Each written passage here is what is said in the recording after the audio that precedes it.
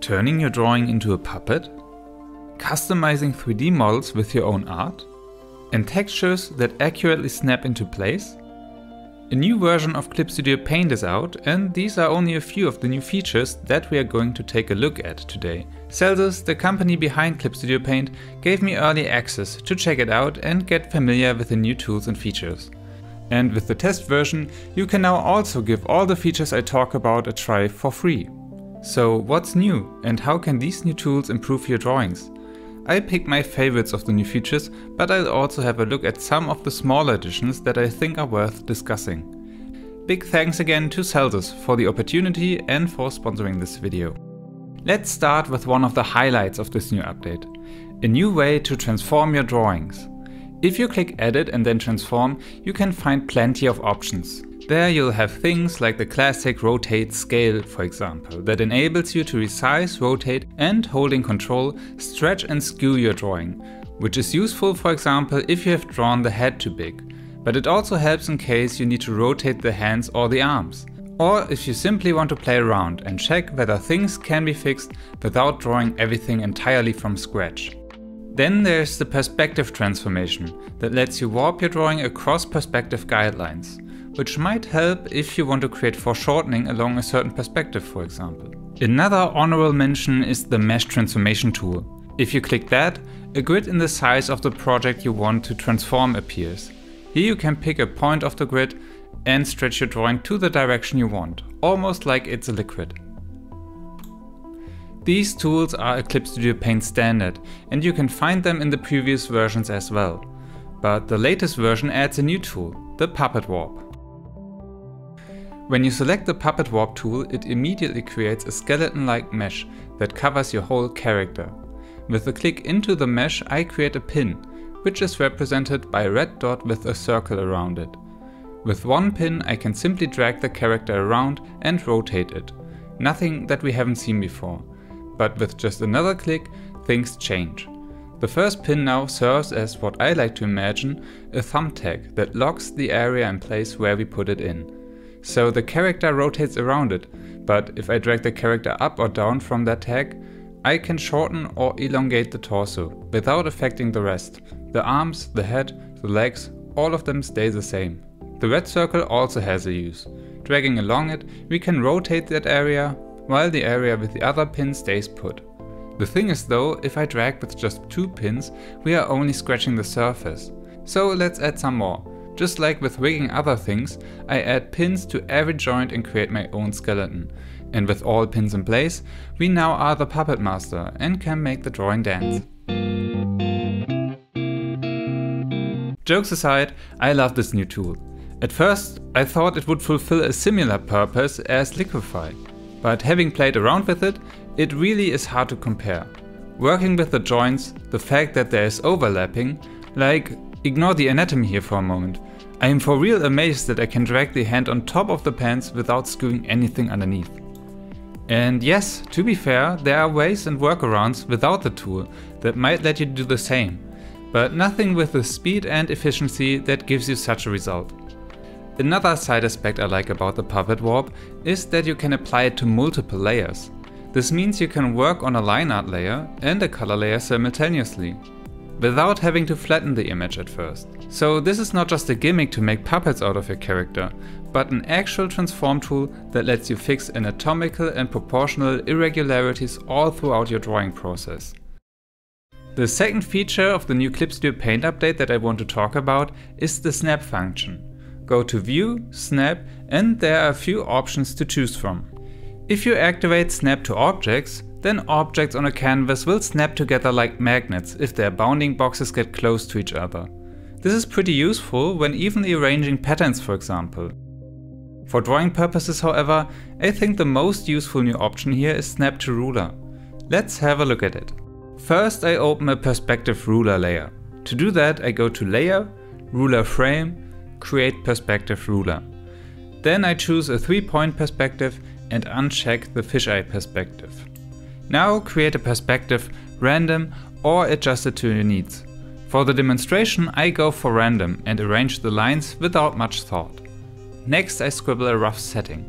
With the groundwork done, let's say I want to add textures, tiles maybe, or some wallpaper. Previously, that process would look like this. You drag a texture onto the canvas or create something on your own.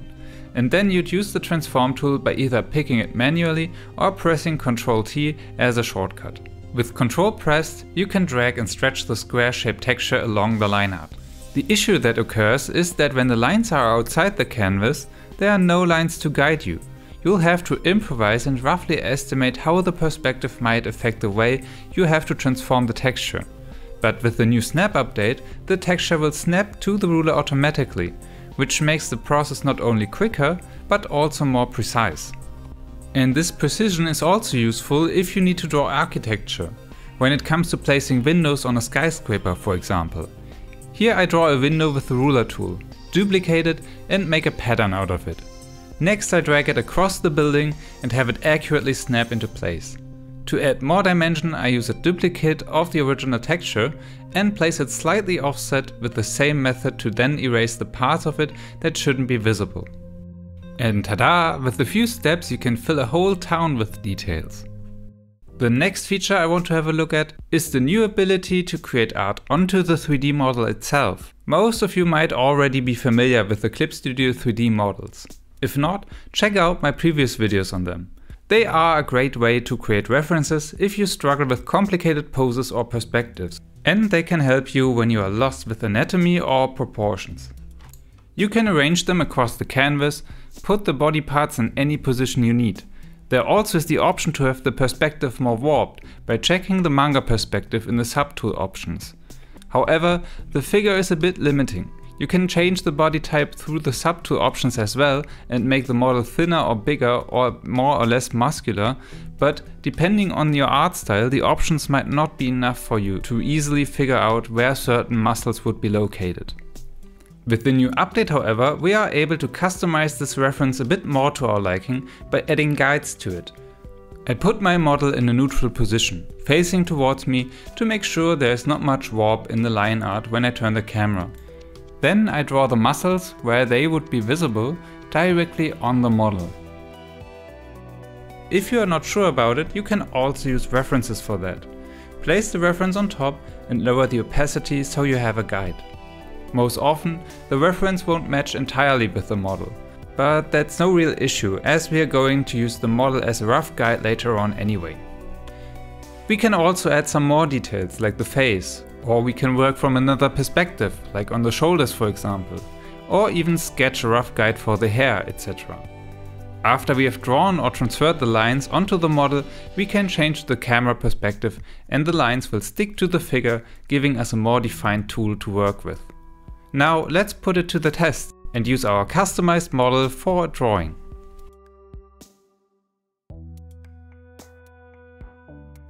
With the updated model, it's also easier to make tattoo designs more accurate in regards to perspective.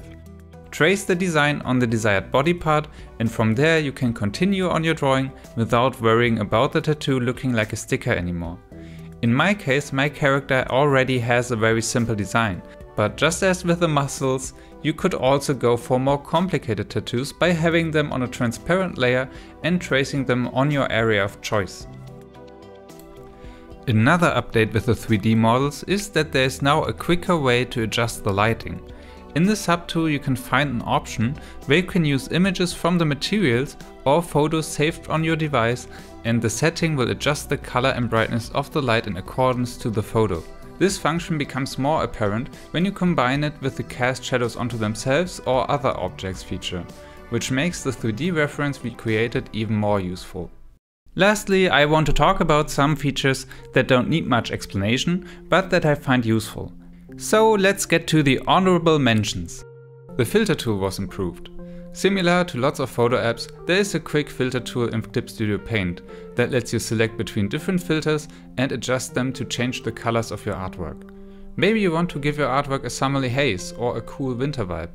Now new filters have been added, one that can extract line art from images and another one that creates a blur like a camera lens. Here you can play around and figure out quickly if your artwork benefits from a few adjustments. Another new filter is the crystallize filter, which turns your image into little facets. If I had to think about use cases, I might use this one if there are picture frames in my artwork that need to get filled with more art. You can also adjust the size and the angles of the facets to add some edginess to your artwork. You might be already familiar with the magnetic lasso tool from other apps. Pick your regular lasso tool and enable the magnet feature for it to work. Now you can roughly follow the lines of your object of choice and it will snap to the lines. This makes it a lot easier to quickly create a selection. I figured it might be also useful to roughly add shapes for shadows, when you loosely create a selection by roughly circling the according area. You end up with more random shapes that have hard edges from which you can continue refining, for example using the fingertip tool.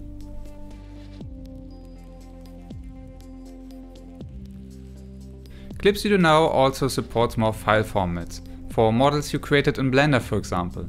The amount of usable file formats has increased over the last updates and now it includes also STL files that can be imported. I unfortunately don't know how to model anything in Blender, so I can't show you anything fancy other than a default model. But you can import models by simply dragging them onto your canvas. From there you can use all the subtool settings that you would be able to use for your regular models as well, from lighting and shadows to perspective settings. Sadly, the drawing on the model option so far is only working for ClipStudio's own character models and the primitive objects. But you can combine your Blender model with any of the ClipStudio models to create a scene. So, which feature has been your favorite? Let me know in the comments. Gotta say, while the puppet warp does look impressive, mine is probably the perspective snap feature, because in the past there were not a few occasions where it could have really helped me and made drawing backgrounds less tedious. I'm also sorry that there hasn't been an upload for so long. I did record some stuff, but I never really could think of topics to talk about, and just uploading speed paints isn't really something I want to do. Also, life just happens and I just was busy with other stuff like conventions, working on art books, comics and stuff like that. But I have some ideas for videos and I hope I can work on them in the near future. My upload schedule probably will still be inconsistent, but I am glad if you choose to stick around and hit the subscribe button to not miss any of the future updates. Also, if you want, you can follow me on Instagram, Twitter and TikTok. There I post much more frequently. Thank you so much for watching and I hope to see you with the next one.